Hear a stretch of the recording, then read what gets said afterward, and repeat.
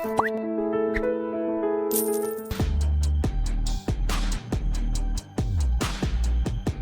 friends, my name is Meghraj and today we'll be discussing French Revolution. Well, before I get into the French Revolution thing, let me first tell you the causes which ultimately led to the French Revolution. What was the scenario, what was the time period, and what was the impact of French Revolution.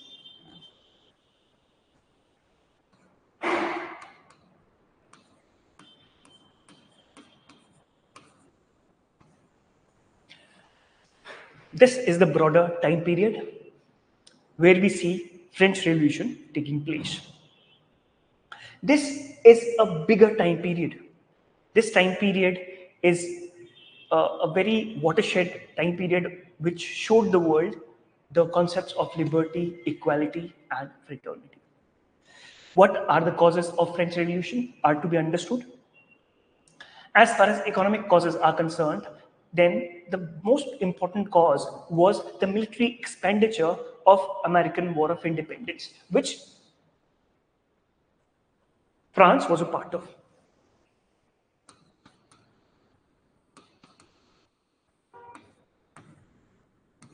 The expenses of American War, which happened in 1776, just 10 years before, or roughly 13 years to be very precise, before French Revolution took place.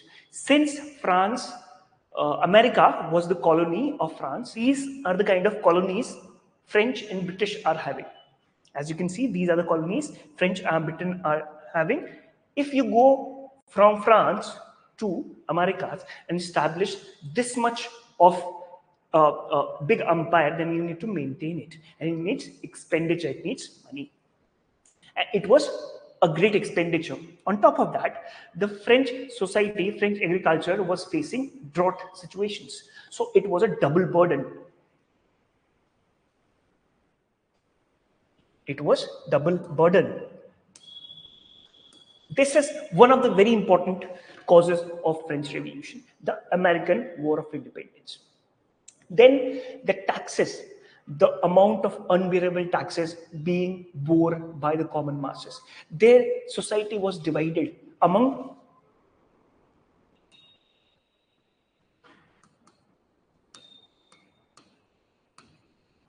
the bourgeois and the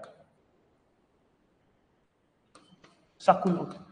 Bourgeois means the elite class, and sakuloth means the working class. Above this were clergy. Clergy were the priests. I'll explain these things one by one. This is the second cause. First cause was the American War of Independence. Second cause was overburdened taxation. And third cause was inequality, which was going on in French society at that point of time, where the major powers were with the clergy, who had very good influence on the church. Church was very decisive.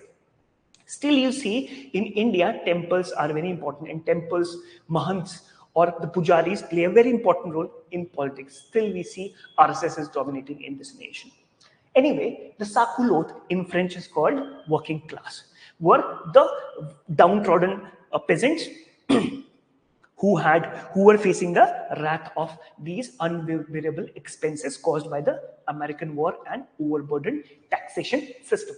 This is the famous picture of Napoleon Bonaparte, who was the son of the French Revolution. How he became the son of the French Revolution? Because it was the French Revolution which ultimately led to the birth of this great leader. So these are the major causes of French Revolution. Let's get into the details of these.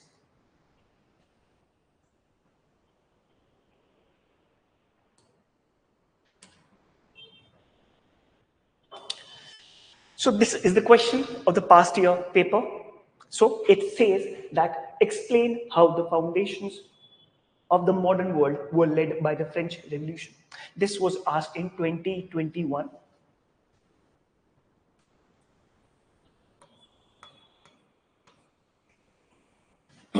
In the course of lecture, I'll be taking topics from French Revolution till Cold War. So I'll be finishing off most of the 10 most important topics of the world history. Please bear with me. We'll do this after the class.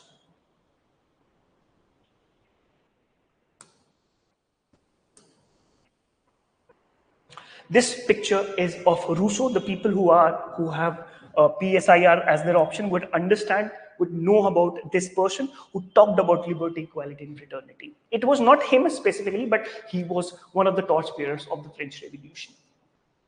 Before French Revolution was starting, revolution term was used in geographical terms. Revolution is also called as the Earth staying in the axis, in the middle of this galaxy, and all the planets are revolving around it. It's called revolution. Before French insurrection or revolution term was used as a geographical term. But after the French Revolution, the revolution clearly made a change in the society. How? The concept of freedom, the concept of rule of law, not of men, came up. Liberty, fraternity, and equality are the concepts which we often use very loosely these days, are coming up from the French Revolution itself. On top of that, you see separation of powers, which is very usual nowadays. We have legislature, we have executive, we have judiciary. These things started off by the French Revolution. Why? How? Let's see. So, the French Revolution was a watershed event of the modern European history, which before this saw Renaissance. Renaissance means reformation. Reformation means a new beginning. I give you three most important examples. First, Leonardo da Vinci.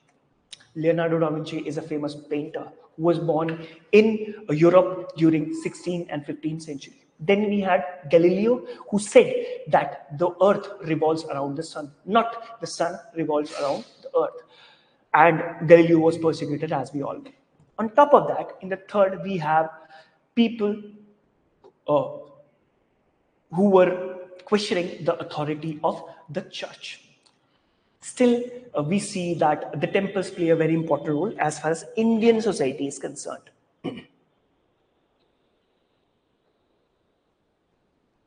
Okay?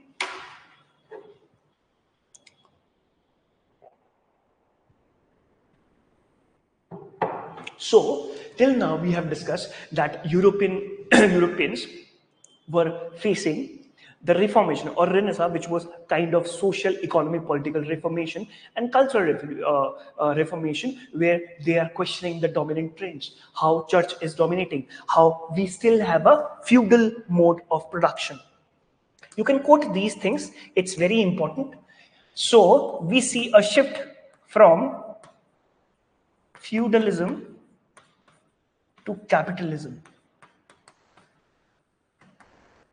Feudalism is a concept which says that the money, the power will be transferred from one generation to another. But capitalism, on the other, says that the market is what is deciding that who will be the wealthy person and who will be the not so wealthy person. So it started off from feudalism, which was prevalent in Europe in 15th century till 18th century, where we also see industrial revolution in Europe. Industrial revolution means banks were coming up, new steam engine was coming up, railways were established, banking institutions were established. We see trade and commerce being expanded. New colonies were established by France as well as the British and Spanish people. You still see in South America, which were the colonies of erstwhile France and Spain, still speak Spanish and French language. Cristiano Ronaldo speaks French and Spanish, very famous footballer. Even Argentinians like Messi speak Spanish. And you might have seen they are playing from Barcelona. Barcelona is a Spanish nation, so they speak the same language. Anyway, so these are the broad contours. Coming back to the topic, the French Revolution was a social and political upheaval in France and its colonies being in America and South America and Southeast Asia. Even India was a colony of Britain and France. The liberal and radical ideas overthrew the monarchy. Very important point. The king of France was absolute and autocratic. Absolute in the sense he did not listen to the common masses. He did whatever he wanted to as per the whims and fancies, and there was no checks and balances. There was no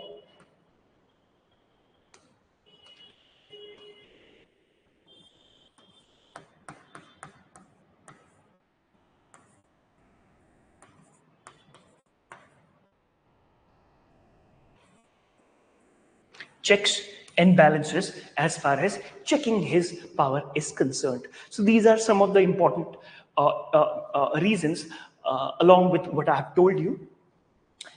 The monarchy and influenced the decline of absolute monarchies in all the other parts of Europe, including Italy, including Spain, and whatnot, Russia also. This was the revolution which led to rise of Napoleon.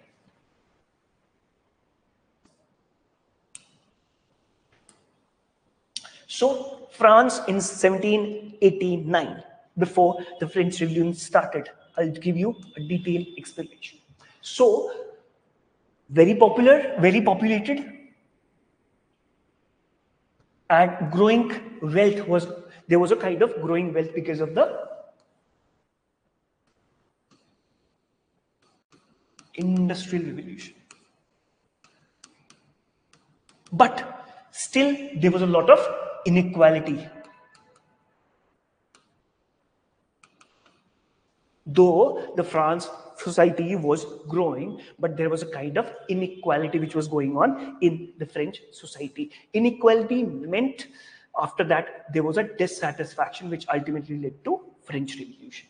Anyway, so the social divide was because it was still divided into feudal classes. I just gave you the examples like clergy, the priest, nobles who fight, and the peasants and the working class. So the society indeed was divided among the haves and have-nots. Like the clergy were the people who were having powers, who were manipulating, and nobles who are parasiting on peasants and working class people. So the political backwardness was because they were still ruled by an absolute monarch who had ultimate powers. And he said that he had divine rights. Divine rights means Aham Brahmasmi. I am like God and nobody can question my authority.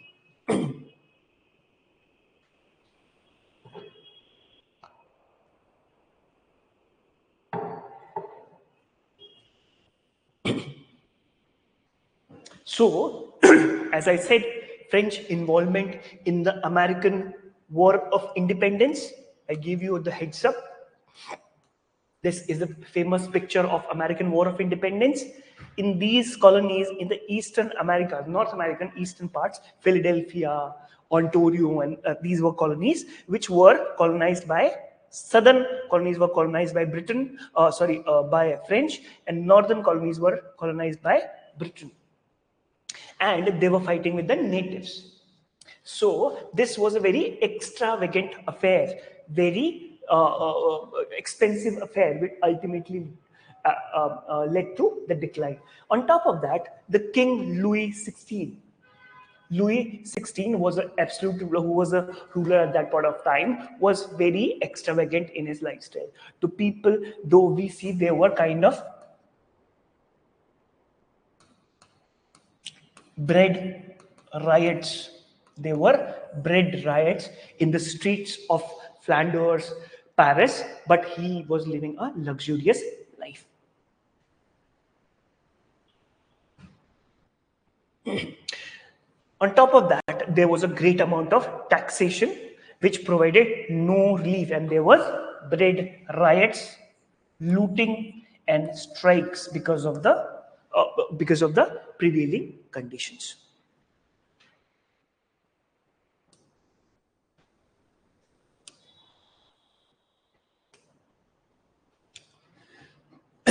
Then the major causes, as I've always discussed with you, social inequality prevalent in French society. The clergy and the nobility formed the first two estates and were the most privileged. Mind you, the populated cities of France or Paris, which are having these two classes, like the clergy and the nobility. Clergy means the priest, nobility means the rich class. And they were exempted from paying taxes to the states. And who were being taxed? The poor masses, who were also called as sakulot.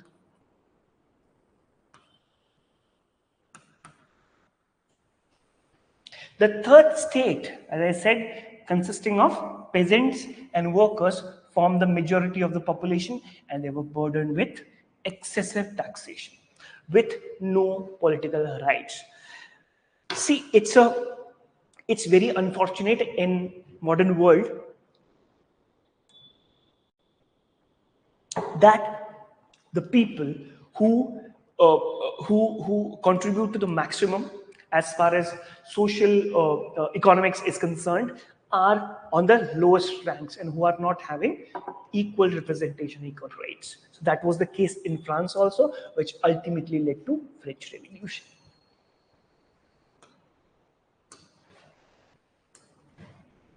Other causes were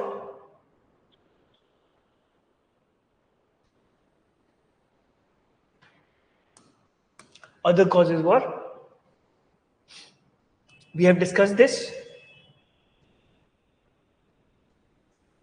We have discussed American War of Independence, which was very taxing. We also discussed extravagant political lifestyle. And then there was unstable political situation. The situation was very unstable because of the Bourbon King Louis XVI, and he was very autocratic and weak-willed king who led life of excessive luxury. This caused this luxurious life when most of your masses are dying, led to ultimately French Revolution. Some of the scholars say that French Revolution was necessarily to move France from a pre-modern society to a modern society. According to them, ancient regime or had become so paralyzed by its own internal contradictions, as you can see, internal contradictions, that in 18th century only revolutionary change could resolve France's grave problems. Liberal historians viewed the revolution as an agent of disgrace despite its great faults, and demonstrated the virtues of revolutionary change.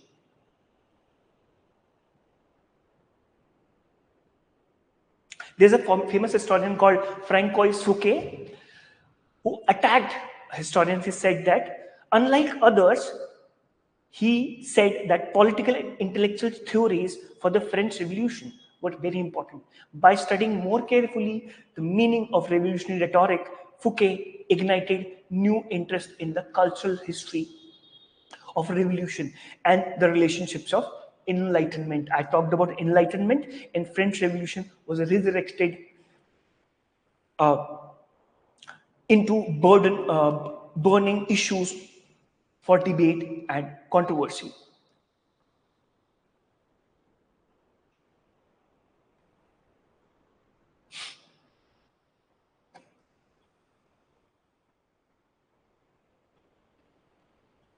Anyway, coming back to what we were discussing, this is kind of different views about what led to French Revolution. Some historians said that only intellectual right, Rousseau, played a very important role. Some said that peasants played a very important role. Some also said that no, peasants not, the upper middle class played a very important role. Then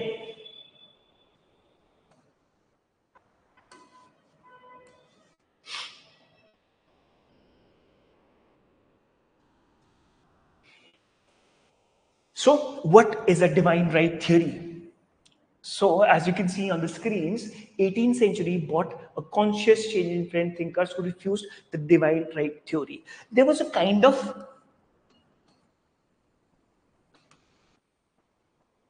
rationality. Rationality was questioning the authority. They were saying that no king is above God. God is God, the powerful person is a powerful person. But there are people who want fundamental rights, who want liberty, who want equality, who want rule of law, not of men. Very important.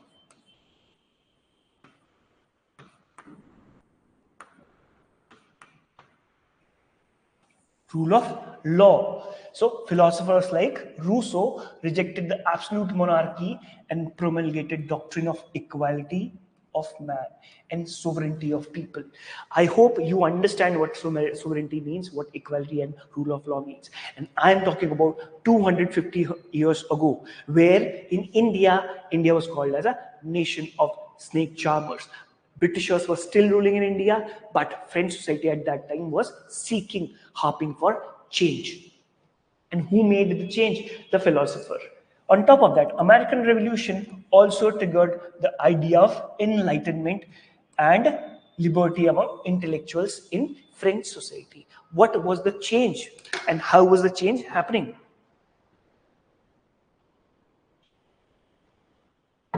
There was scientific revolution, there were industrial revolution, new company, joint stock companies, new banks were coming up. So as the society was changing in a good way, they were questioning the divine rights, they were asking for fundamental rights in French society, where all the people are to be treated equally. Next, moving on, the timeline of this revolution, because it extended from 1989 to 1999. So, in 1998, we had a meeting of estate generals. Estate general was the assembly that represented the French nobility, clergy, and the middle class. They called they were called by Louis XVI to discuss the new tax measures in 1789. Means taxation, more taxation on people. The third state, which consisted of peasants and working class, was already gathering support for their involvement in decision-making body and voting rights during the time. The middle class was in favor of political and judicial reforms, while the nobles did not wanted to give their privileges. The talks with the third state also failed. You see, every revolution starts from asking, initially being non-violent, then becoming more violent. So as you can see, there are three systems. One is of clergy, second is of nobles, and third consists of the common masses. Initially, in the assembly, that is third estate, the common masses asked for judicial and political reforms, but they were not given, which internal contradictions. This is what historians call as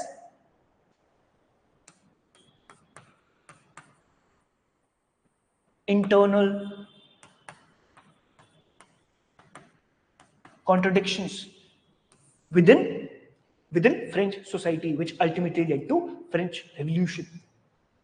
The tennis court oath, you must write this in tennis court oath. In tennis court, people formed National Assembly and took an oath that they will not pay taxes and vowed not to dispense until the reforms have been initiated. Initially, it was a non-violent thing, but gradually it became violent.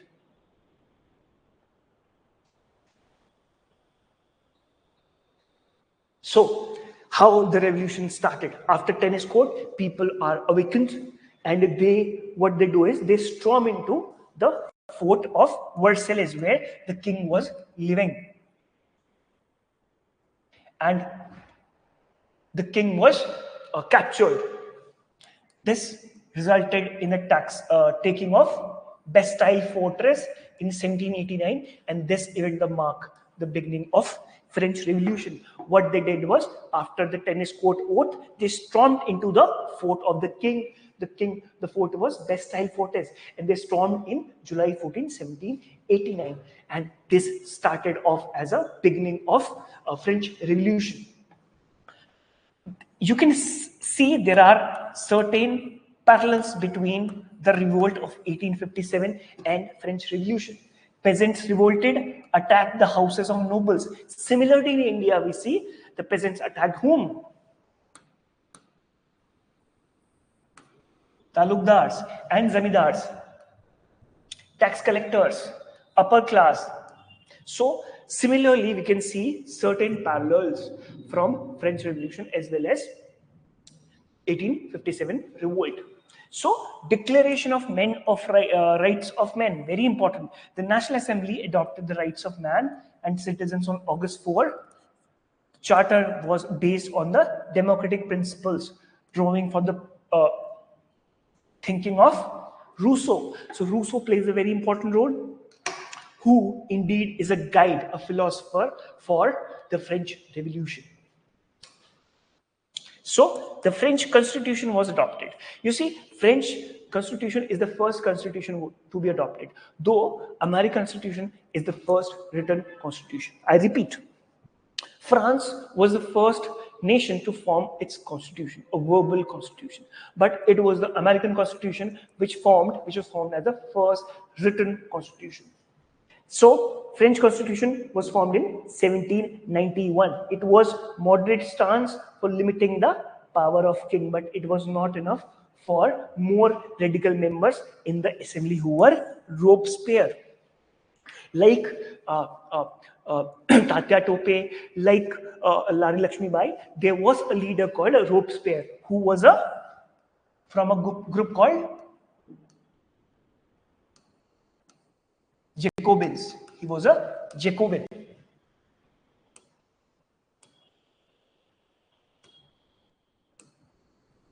Then in 1793 till 1795, we see a chaotic situation named as Reign of Terror.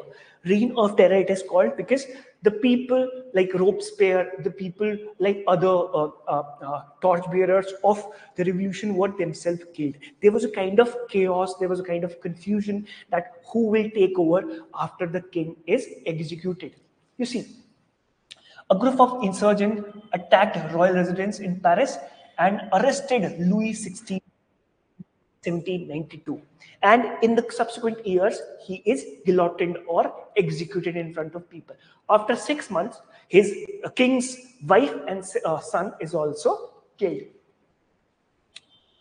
The legislative assembly was replaced by National Convention, which proclaimed the establishment of republic in France and abolition of monarchy. So after the killing of French king, the monarchy was abolished and republic was established. King 16 Louis was condemned to death, as I said, and his wife was also executed after 9 months. So this execution marked the beginning of the most violent, chaotic, confusing phase called Reign of Terror.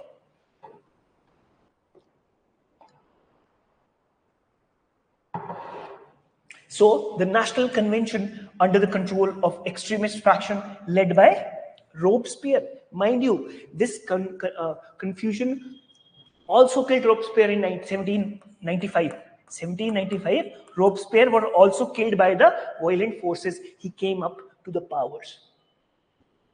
So, as I said, he was killed in 1795, not 95, 94.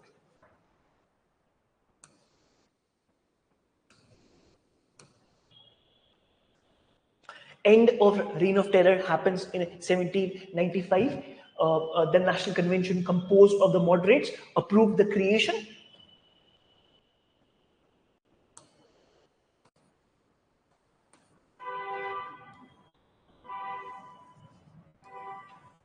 So, as I talked about, Napoleon being the son of the French Revolution is rightly said. Because when the society was going for democratic reforms. Republic is being established and national convention was being formed.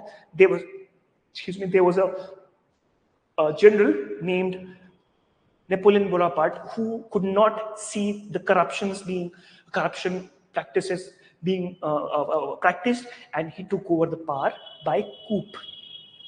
By coup, and he couped, and Napoleon appointed himself as the first consul. So it's very unfortunate that French Revolution was started off for democratic rights, but it ultimately led to coup.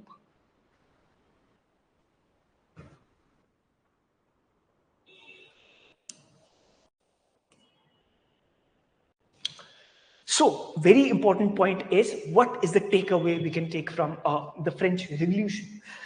See, if I can tell you in a very nutshell, then French Revolution was not a single revolution. It was an intellectual revolution where we see the ideas of equality, fraternity, rule of law, not men.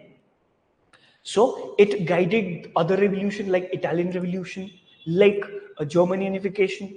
So it also established the concept of democracy, fundamental rights, right to assembly. So as I can say, it led to end of social divide. The French Revolution destroyed the social discrimination and declared equality of all, and led to rise of middle class who acquired education to the position of responsibilities. Mind you, 250 100 years ago there was no concept like this, and equality, fraternity, these concepts are still being used in our preamble. Even we adopted this preamble in 1940s. Okay, even we adopted this 150 100 years after the French Revolution. So how important these ideas are. So we also see freedom of speech, press, association, worship, ownership of property. That all the lands are not belonging to just the king or the landed elite. It had to be decentralized, it had to be given to all the common masses, which becomes very important if we talk about French Revolution. So that is the impact, overall impact French Revolution is having on the society as a whole. So it ultimately led to end of monarchy.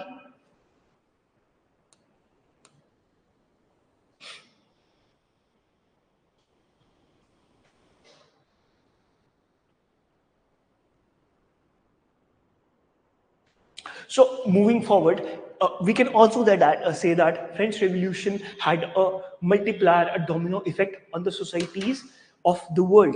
Like in 1780s, the societies were changing, and French Revolution was the one which ultimately led to Bill of Rights in America. There was a kind of discrimination between the blacks and the northern and southerners in America. There was discrimination in India.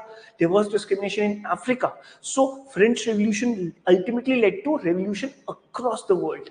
So it was a guiding light for the revolutions which were coming in 19th century, and 19th and 20th century ultimately led to overthrow of colonialism or imperialism from the colonies across the world.